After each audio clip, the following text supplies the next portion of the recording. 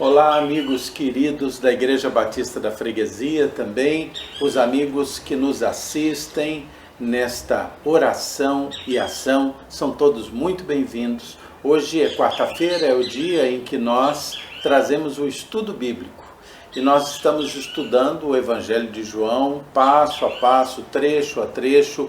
Hoje nós estamos em João 9 e nós vamos ter a oportunidade de estudar juntos esse trecho. Quero lembrar os nossos pedidos de oração de hoje. Lembrar que hoje é aniversário da Marilac. Marilac, Deus abençoe você. O aniversário da Marilac é uma vitória na vida dela, na vida da igreja também. Marilac é uma mulher corajosa, otimista, isso nos encoraja muito. Deus abençoe você, Marilac. Nós vamos estar também lembrando do Marcelo, jovem da nossa igreja, que pede a sua completa restauração. Hoje de manhã nós estivemos juntos pela internet, eu e o Marcelo, fizemos um discipulado. Que Deus abençoe o Marcelo. Vamos orar pela completa restauração da Lineide, irmã da Fernanda, que fez uma cirurgia. Vamos orar pelos nossos missionários. O Antônio da Josi fez cirurgia hoje pela manhã. Que Deus o abençoe na sua recuperação. Deus abençoe Renata, Deus abençoe Renato, Josi, toda a família. Vamos lembrar de estar orando pelo Rosivaldo, tio de Ana Paula também. Orar pela família do Alessandro e orar pelo restabelecimento do Diógenes. Eu estive conversando também com o Vanilton. O Vanilton já está completamente recuperado da Covid-19, graças a Deus por isso. Vamos orar também pelas nossas autoridades hoje. Vamos estar orando uns pelos outros, porque é assim que nós nos sentimos em comunhão, em família, orando uns pelos outros, pedindo a Deus bênçãos uns para os outros, e essa é a nossa forma de comunhão neste momento de isolamento social. Podemos assistir juntos às pregações, aos estudos, à oração e ação, à escola bíblica dominical. Oração e ação tem sido sempre de terça a sexta. A partir da semana que vem, dentro desse mês de julho, nós vamos estar fazendo oração e ação de quarta a sexta. Quarta-feira, estudo bíblico. Quinta-feira é oração e ação dirigido pelos jovens. Sexta-feira, oração e ação Kids para as crianças. Depois, no domingo, às 9 horas da manhã, nós vamos ter a Escola Bíblica Dominical pelo aplicativo Zoom. Teremos o culto matinal às 10h30 e o culto em família às 19h30 no domingo. Lembrando que o Oração e Ação é de quarta a sexta, a partir de julho, às 19h30. Vamos estar juntos sempre assistindo, participando. Vamos orar agora? Querido Deus, muito obrigado pelo teu amor por nós, perdoa as nossas faltas, perdoa as nossas limitações. Eu quero suplicar que o Senhor nos encoraje, Senhor, a todos nós, nos encoraje nesse tempo, Senhor, de isolamento social, nesse tempo de tantas mudanças nas nossas vidas. Isso, de uma certa forma, desgasta tanto emocionalmente, fisicamente, a tantas pessoas. Mas eu suplico, Senhor, sustenta a nossa Igreja Batista da Freguesia da Ilha. Sustenta-nos, Senhor. Sustenta também todos aqueles que estão sintonizando conosco as nossas programações. Abençoa essas famílias dos amigos que participam conosco. Sustenta o nosso país, Senhor, eu te peço. E eu te suplico agora que o Senhor me unja com teu Santo Espírito, para que nós leiamos juntos a tua palavra e ela nos seja interpretada, que haja discernimento pelo Espírito Santo de Deus. Tudo isso te peço e agradeço, em nome de Jesus. Amém. Abra sua Bíblia, então, no Evangelho de João. Evangelho de João, no capítulo 9. Evangelho de João, capítulo 9. Nós vamos ler um texto um pouco mais extenso hoje, do Evangelho de João. O Evangelho de João, capítulo 9, do versículo 13 ao versículo 41. 13 a 41. Não é um texto de interpretação difícil, é um texto de interpretação direta, simples. Os nossos estudos não têm a proposta de sofisticação teológica, nós estamos estudando a Bíblia de forma simples, de forma bastante popular, apenas para que haja compreensão do texto, que nós possamos aproveitar ali os ensinamentos que Deus deixa para nós, de forma bem simples e pode ser acessível para todas as pessoas. Então nós vamos ler João 9, de 13 a 41, ok? Já abriu sua Bíblia? Lembra que o texto ele vai continuando após a cura de um cego de nascença. Jesus fez lodo com terra e saliva, passou nos olhos de um homem que era cego de nascença e esse homem voltou a ver. E isso trouxe uma polvorosa ali no meio do clero, dos judeus, dos fariseus ali, e também aqueles do Sinédrio que estavam ali, ficaram enciumados. Então, isso está sendo posto aqui e nós agora vamos ler os fatos subsequentes com relação a essa cura de um cego de nascença. E esse cego de nascença foi curado em um sábado. E como vocês sabem, o sábado era um dia em que os judeus, por uma questão de tradição e cultura, não podiam fazer absolutamente nada.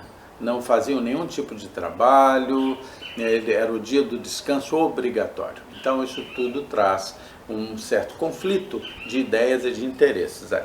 Então vamos ler João 9, a partir do versículo 13 até o versículo 41.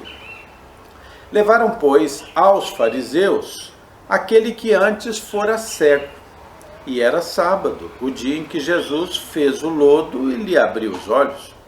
Então os fariseus, por sua vez, lhe perguntaram como chegar a ver, ao que lhes respondeu: aplicou lodo aos meus olhos, lavei-me e estou vendo. Por isso alguns dos fariseus diziam: esse homem não é de Deus, porque não guarda o sábado. Diziam outros: como pode um homem pecador fazer tamanhos sinais? E houve discussão entre eles. De novo perguntaram ao cego: que dizes tu a respeito dele, visto que te abriu os olhos? Que é profeta, respondeu ele. Não acreditaram os judeus que ele fora cego, e agora via, enquanto não lhe chamaram então os pais.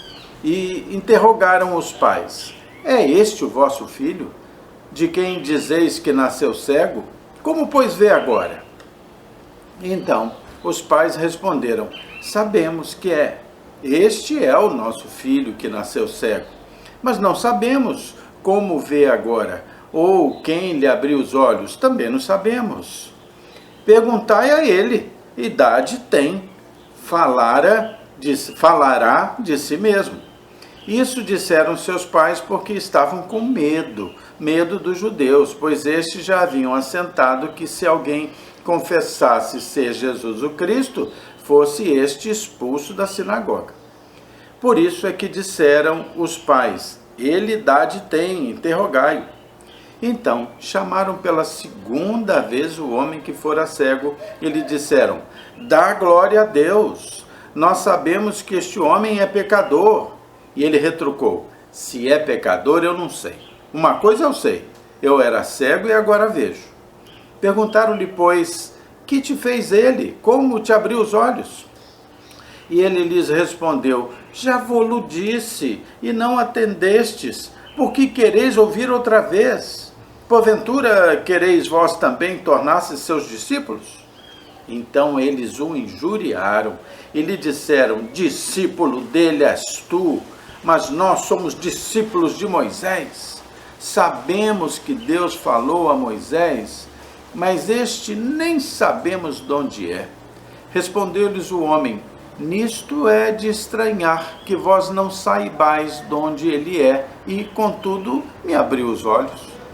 Sabemos que Deus não atende pecadores, mas, pelo contrário, se alguém teme a Deus e pratica a sua vontade, a este atende. Desde que há mundo, jamais se ouviu que alguém tenha aberto os olhos a um cego de nascença. Se este homem não fosse de Deus, nada ele poderia ter feito. Mas eles retrucaram: tu és nascido todo em pecado e nos ensina a nós, e o expulsaram. Ouvindo Jesus que o tinham expulsado, encontrando, lhe perguntou: crês tu no Filho do Homem? E ele respondeu e disse: quem é, Senhor, para que eu nele creia? E Jesus lhe disse: já o tens visto, e é o que fala contigo. Então afirmou ele: creio, Senhor, e o adorou ali. Prosseguiu Jesus: eu vim a este mundo para juízo, a fim de que os que não veem, vejam, e os que veem se tornem cegos. Alguns dentre os fariseus que estavam perto dele perguntaram-lhe: acaso também nós somos cegos? Respondeu-lhe Jesus: se fosseis cegos, não teríeis pecado algum. Mas porque agora dizeis, nós vemos, subsiste o vosso pecado.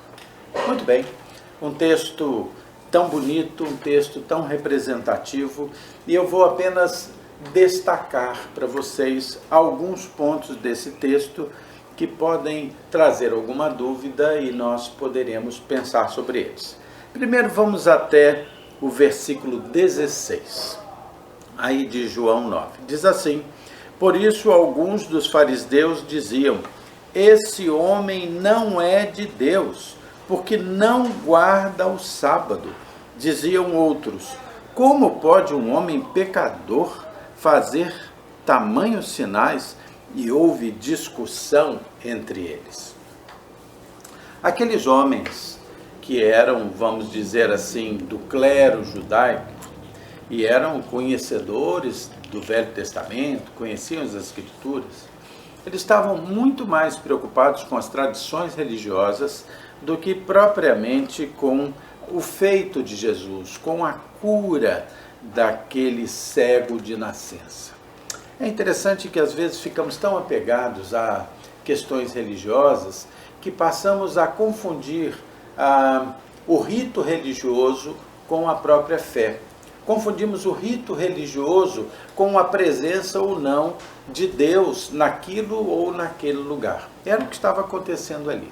Eles estavam tão presos àquele rito religioso, do hábito judaico, da cultura do Velho Testamento, que embora estivesse na frente deles o próprio Messias, que havia sido prometido por todo aquele mesmo Velho Testamento que eles conheciam, mas eles estavam tão cegos pelos ritos religiosos judaicos que eles não conseguiam enxergar a realidade de que em Jesus se cumpria a promessa do Velho Testamento, do envio do Messias, do Cristo.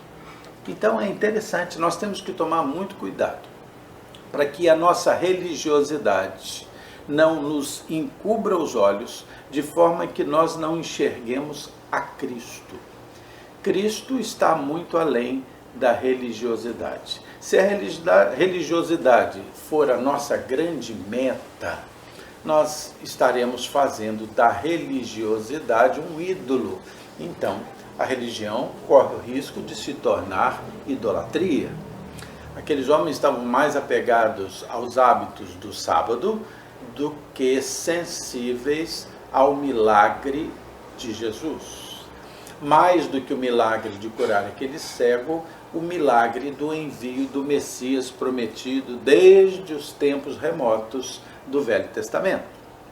Então, é interessante observar isso. E ali o texto diz que havia um grupo que estava mais preocupado com a tradição religiosa e havia um outro grupo que estava mais preocupado com o milagre, e houve briga entre eles, dissensão entre eles, mas que coisa maravilhosa. Seria se os dois, um preocupado com o milagre, outro preocupado com a religião, os dois se preocupassem com Cristo. Aí seria perfeito. Aí não haveria dissensão, não haveria briga, não haveria ofensa, não haveria mágoa, haveria paz e salvação. Mas o texto vai continuando, vai caminhando, e nós vamos ver aqui no versículo 22 o seguinte, preste atenção. Eles começaram a questionar se Jesus realmente tinha curado um cego de nascença. Eles começaram a questionar, será que esse homem era cego mesmo? Ou começaram a questionar, será que não trocaram esse homem? Pegaram um cego, tiraram daqui, passaram as roupas do cego para um homem que via, e agora disseram que aquele homem que via era aquele homem que era cego. Começaram a conjecturar. E eles viram a solução para essas dúvidas no chamado dos pais do cego de nascença que fora curado. E acontece o que está aqui no versículo 22. E diz assim, isso disseram seus pais, porque estavam com medo dos judeus, pois estes já haviam assentado ou combinado que se alguém confessasse ser Jesus o Cristo, que fosse expulso da sinagoga. Alguma coisa equivalente à excomunhão nos dias de hoje, da religiosidade de hoje. Muito bem, é interessante quando a gente observa que aqueles religiosos estavam fazendo da religião um instrumento de poder e de domínio, um instrumento de atendimento dos interesses deles, dos religiosos, e não do Evangelho de Cristo, não das verdades bíblicas, mas o interesse pessoal daquelas pessoas. Veja que 22 diz que eles já haviam combinado que se alguém confessasse ser Jesus o Cristo, fosse expulso das sinagogas. Diante dessa ameaça, aqueles judeus daquele lugar começaram a jogar as responsabilidades uns para os outros. Até os pais daquele cego, em vez de testemunhar sobre o milagre feito em seu filho, disseram, pergunta para ele já é adulto, ele que responda. Eles tiveram medo de serem retirados da sinagoga, passarem aquela vergonha, e sabiam que estar frequentando a sinagoga, estar dentro dos ritos religiosos, era uma situação de aceitação social, de vantagens sociais, e eles preferiram jogar a responsabilidade para cima do próprio homem que havia sido curado. Então, nós temos que lembrar sempre que a religião e a nossa própria religiosidade, eu não estou falando que a religião é má, a religião dentro da nossa vida faz parte do, vamos dizer, do mix de coisas que compõem o nosso cotidiano, mas que ela seja apenas o meio de comportar as verdades bíblicas e as verdades salvíficas de Cristo, e não que seja algo que nos domine, que nos escravize. Não, a religião tem que estar pronta a servir os propósitos de Deus e não os propósitos dos homens. E era isso que estava acontecendo aqui. Ok, caminhando um pouco à frente, agora no versículo 24, está dito o seguinte, então, chamaram pela segunda vez o homem que fora cego. Os fariseus chamaram aquele homem e lhe disseram, dá glória a Deus, nós sabemos que este homem é pecador. Essa expressão naquela cultura, dizer assim, dá glória a Deus, na cultura judaica, era o mesmo que dizer, diga a verdade, era um aviso, era quase uma ameaça, dá glória a Deus, senão você vai ser fulminado, castigado, né? Então era uma forma quase, eu não sei se vocês lembram, quando a gente era criança, os mais velhos como eu, quando alguém dizia alguma coisa, os outros não criam, eles diziam assim, faziam uma pergunta horrível, mas faziam a seguinte pergunta, jura pela sua mãe morta? Eu me lembro de, em criança, ouvir outros garotos falando isso. Era uma forma de levar você a ficar com medo e dizer a verdade. Ninguém queria ver sua mãe morta, né? Todos queriam ver sua mãe muito viva, né? Então, é uma forma de coação aqui de coação. Eu vou até convidar você a deixar marcadinha a sua Bíblia e venha comigo no Velho Testamento, no livro de Josué, capítulo 7, versículo 19. Vem comigo a Josué, volta lá, ok? Josué vem antes de Juízes, Josué 7, 19. Josué 7, 19. Conseguiu achar aí? Eu estou achando aqui, ó. 5, 6, 7. Josué 7, 19 mostra um momento em que, Josué 7 mostra um momento em que Acã era um indivíduo de uma certa proeminência ali no povo hebreu, comete um grave pecado.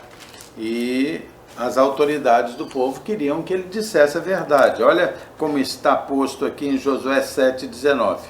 Então disse Josué, que era o líder do povo hebreu, então disse Josué a Acã: filho meu, dá glória ao Senhor, Deus de Israel, e a ele rende louvores. Declara-me agora o que fizeste, não me ocultes. Ou seja, era uma forma forte de dizer, olha, diga a verdade.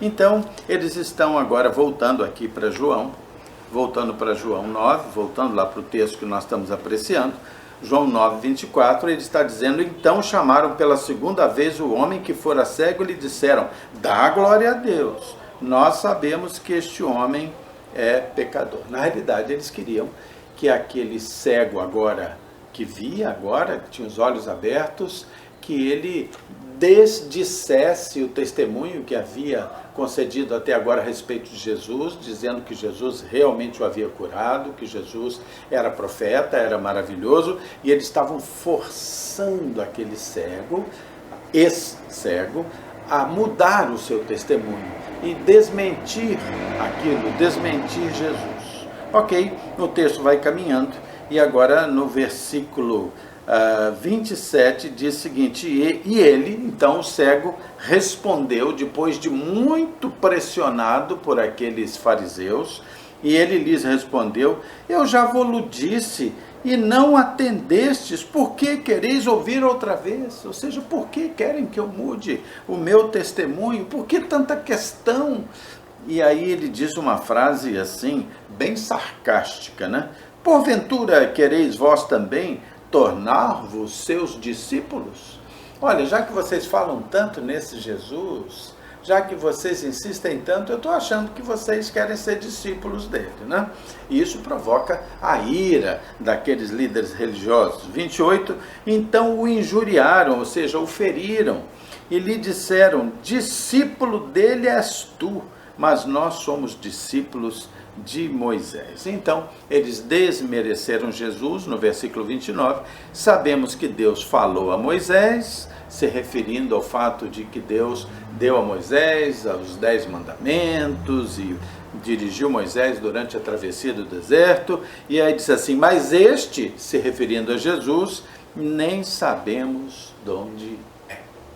Aquele povo desmereceu Jesus, desmereceu o fato de Jesus ser o Cristo, desmereceu as origens de Jesus, porque eles certamente sabiam que Jesus havia passado sua infância em Nazaré, e havia um grande desprezo aos que vinham de Nazaré, da Galileia, e agora aquele cego que agora via, consciente de que havia se operado um milagre nele, dá uma resposta maravilhosa, sábia, para aqueles homens mal intencionados, versículos 31 até o 33, ele responde o seguinte, sabemos que Deus não atende a pecadores, mas pelo contrário, se alguém teme a Deus e pratica a sua vontade, a este Deus atende. Desde que há mundo, jamais se ouviu que alguém tenha aberto os olhos a um cego de nascença. Se este homem não fosse de Deus, nada poderia ter feito. Que resposta de compreensão teológica, de compreensão da vontade, da natureza de Deus. Que resposta que colocou Jesus no ponto de mais valor, né? Que resposta! E aqueles homens, aqueles fariseus que eram considerados doutores da lei, ficaram de boca aberta. Certamente o Espírito Santo de Deus concedeu discernimento à mente daquele ex-cego nesse momento. Então, no versículo 34, há uma resposta irritada dos líderes ali judaicos ao cego, que diz: mas eles retrucaram, tu és nascido todo em pecado e nos ensina a nós, e o expulsaram. Sabe, seria o equivalente hoje àquela tradicional resposta de alguém que diz assim: você sabe com quem você está falando? Não havia mais uma resposta lógica ou teológica para dar, então eles apelaram para a força e expulsaram aquele cego. Não sabemos exatamente a natureza dessa expulsão, se o expulsaram da cidade, se o expulsaram da sinagoga, se o expulsaram daquele lugar, talvez tudo isso junto. Aquele cego foi expulso, mas vendo, porque Jesus havia realizado um milagre sobre ele. E agora Jesus se aproxima daquele homem que de forma corajosa e sincera havia intercedido pela verdade de Jesus. Versículo 35 nos mostra que, ouvindo Jesus que tinham expulsado, encontrando o cego, perguntou: crês tu no Filho do Homem? E ele respondeu e disse: quem é, Senhor, para que eu nele creia? E Jesus lhe disse: já o tens visto, e é o que fala contigo. Então o cego afirmou: eu creio, o ex-cego, eu creio, Senhor, e o adorou. Essa pergunta que Jesus fez é a pergunta que ecoa pela história. Crês tu no Filho do Homem? O Filho do Homem era uma forma como muitas vezes Jesus foi designado aqui no Evangelho de João. Essa pergunta também é feita para você. Crês tu no Filho do Homem? Ou seja, crês tu em Jesus? Você crê mesmo? Você tem essa disposição? Você tem essa transformação no seu coração? Se você crê, eu fico extremamente feliz, glória a Deus. Mas se você não crê ainda, arrependa-se dos seus pecados, creia no Senhor Jesus como seu Senhor e Salvador, Jesus, o Filho de Deus, e você será salvo. Você será salvo. Você será aquele que passará a eternidade com Deus, com Cristo no céu. Muito bem, o texto aqui prossegue e prosseguiu Jesus dizendo no versículo 39, eu vim a este mundo para juízo, a fim de que os que não veem, vejam, e os que veem se tornem cegos. Ok. Essa primeira frase pode deixar você um pouquinho confuso, porque ele diz, eu vim a este mundo para juízo. Nós sabemos que quando Jesus veio a primeira vez, ele veio para salvar e não para julgar. Ele virá a segunda vez, quando Jesus voltar, para julgar a humanidade. Mas a primeira vez, ele veio para salvar. Como é que ele diz aqui, eu vim a este mundo para juízo? É muito fácil. A questão é a seguinte, quando Jesus se apresenta a alguém, quando Jesus é apresentado a alguém, mesmo que ele não tenha vindo nesse tempo para julgar, a posição que esse alguém professa diante da apresentação de Jesus já o julga. Se Jesus é apresentado como o Senhor, como Filho de Deus, como único e suficiente Salvador, e a pessoa o recebe, ela está salva. Mas se ela o rejeita e não o aceita, ela está perdida. Então, configurou-se aí um juízo. O juízo não é o juízo de Cristo para com aquela pessoa naquele momento, mas é o juízo que é proporcionado ou é provocado pelo posicionamento daquela pessoa diante do oferecimento da salvação de Jesus. É verdade. Vocês devem lembrar, aqui em João mesmo, vem aqui em João, capítulo 5, versículo 22, João 5, 22, volta um pouquinho aí.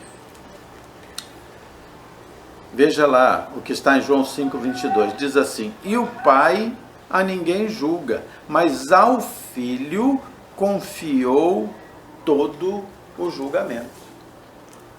Ao Filho está confiado todo o julgamento. Nossa salvação está nas mãos do Filho.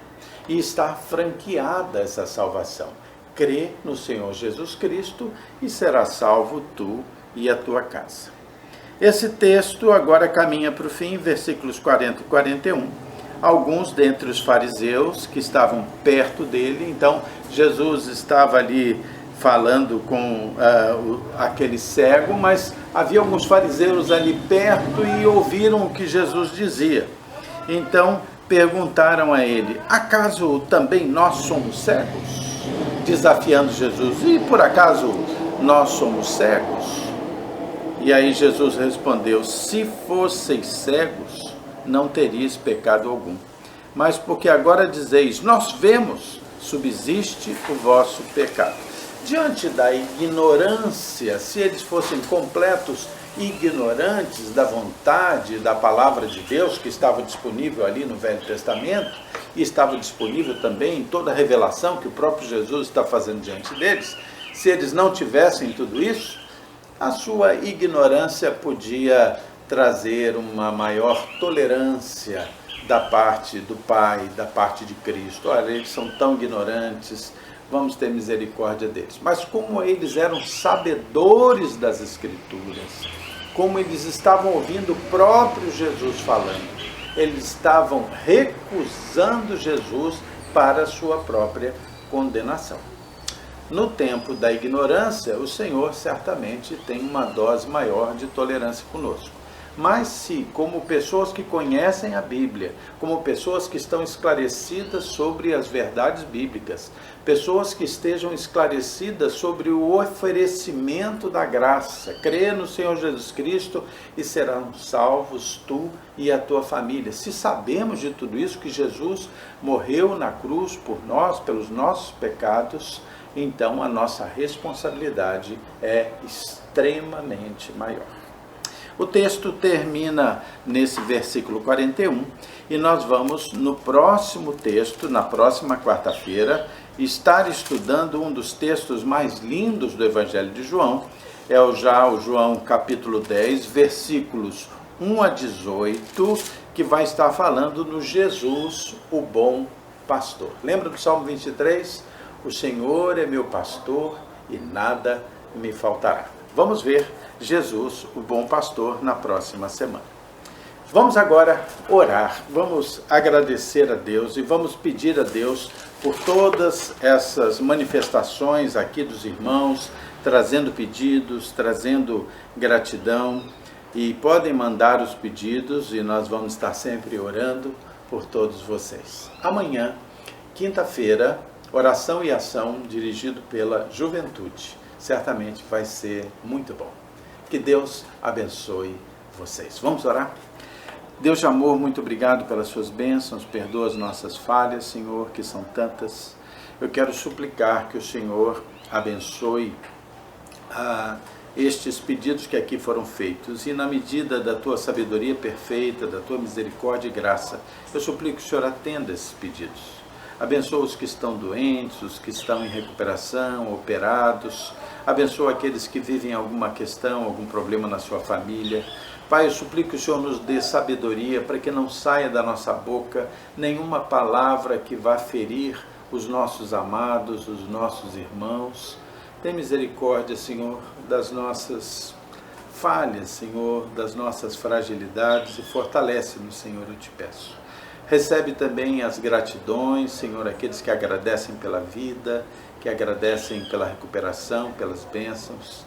Senhor, eu te peço que abençoe os nossos missionários e também os funcionários da nossa denominação, da nossa junta, que estão trabalhando de forma tão abnegada, às vezes com tantas dificuldades financeiras.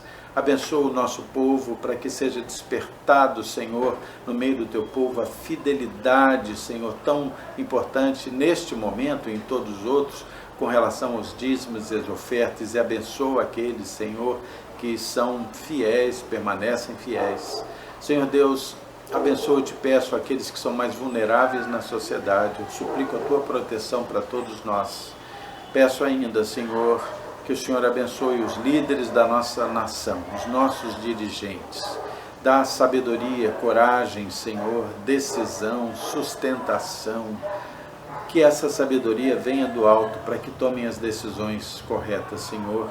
Peço tuas bênçãos especialmente para aqueles que sejam bons, que eles sejam fortalecidos. E aqueles que sejam maus e corruptos, Senhor, eu suplico que o Senhor fale às mentes e aos corações. Senhor, provê, Senhor, transformação. Mas aqueles que negarem, Senhor, receber a tua exortação, a transformação que vem de ti, eu suplico que o Senhor os retire imediatamente, Pai, para que nós possamos viver um tempo de paz, Pai. Entregamos nossas vidas completamente nas suas mãos. Em nome de Jesus. Amém.